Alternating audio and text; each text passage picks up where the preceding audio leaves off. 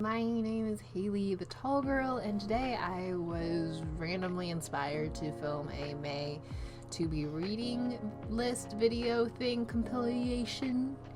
Yeah, it's May 1st. I feel like I need to get back into the habit of reading a lot, and this is what I'm doing to motivate myself. So here we go.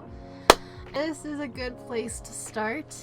This stack of books, this is just my reading journal notebook, so we can put that there. But we have 1, 2, 3, 4, 5, 6, 7, 8, 9 books right here just to start out. And I know these are not the only books I have already owned that I have yet to read, but these are the ones that I have stacked right here because they look nice. But my first thing is the Beat Poets from the Everyday Library Pocket Coat series, and I'm actually thinking about looking into other poetry books from this series. I like the size. I like how it's a compilation of like poems around a theme. So I also really appreciate just the look of these. This book, and I think this series of books would also go with my like everyday philosophy books that I have, like the how-to books that I have sitting above my head right now.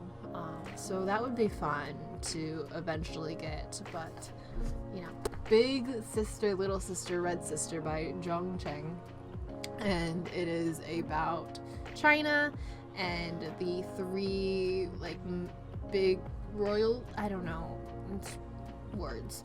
The vintage book of contemporary American poetry, slowly making my way through that, but it's like I try to read only like 1 or 2 poets a day, so you don't get, you know, over inundated with different poems from different poets. D-Day Girls by Sarah Rose.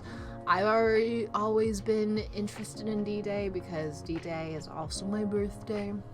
And then we have When the Light of the World Was Subdued, Our Songs Came Through, edited by Joy Harjo. Honestly, I feel like that's been sitting on my to be read pile since at least February. So probably since November. That's a little bit embarrassing. Good Time Girls of California by somebody named Collins.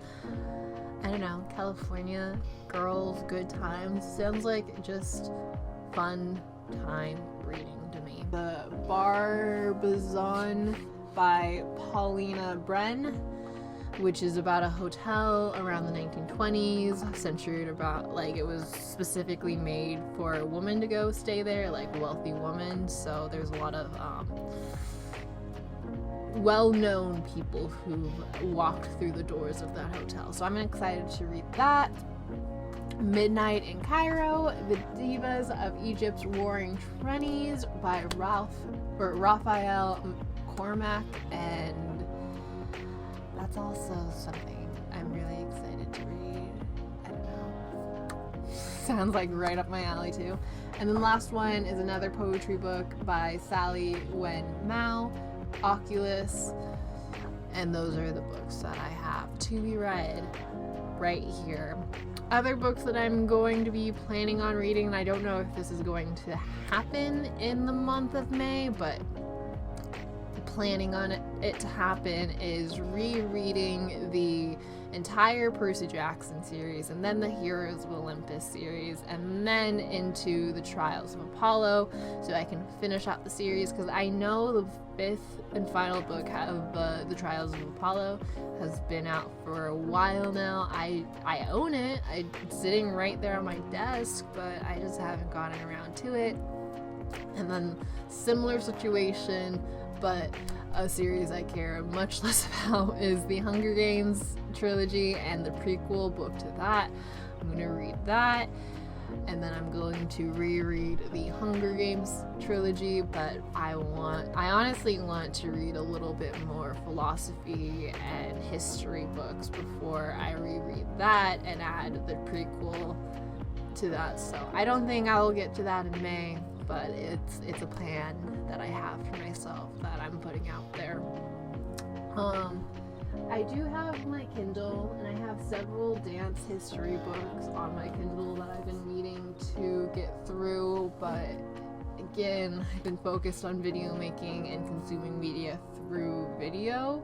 So yes, definitely have quite a few things to keep me busy for the month of May, but it's exciting, and I am going to just enjoy myself, you know? I'm not going to rush myself and push myself to finish any book, but I'm going to really challenge myself to find some pockets of inspiration to keep me going creatively for however long. I know there's a lot of ideas in my head that I have brewing, because just finishing a project, it's like, now what do I do? And I feel like this is a time where whatever media or ideas or knowledge that like I get right now is going to affect what I create next. So I want to be, I don't know, just open to anything and everything. It's fun. It's always like a weird moment after a project premieres or performs or ends, and you're just kind of like twiddling your thumbs, like, what do I do and what comes next? Because I don't know, now in my life I'm like, I'm sure there's something that's going to be next. I'm sure I'm going to go out and create something new, but what that is and what like where, how am I going to get to that final project is like so far out. It's like you're at the very, very beginning of it, because your last project just ended. It's exciting. So anyways, I'm rambling. I'm gonna go on, pick up a book, read a little bit. I also gotta clean my room, because yeah,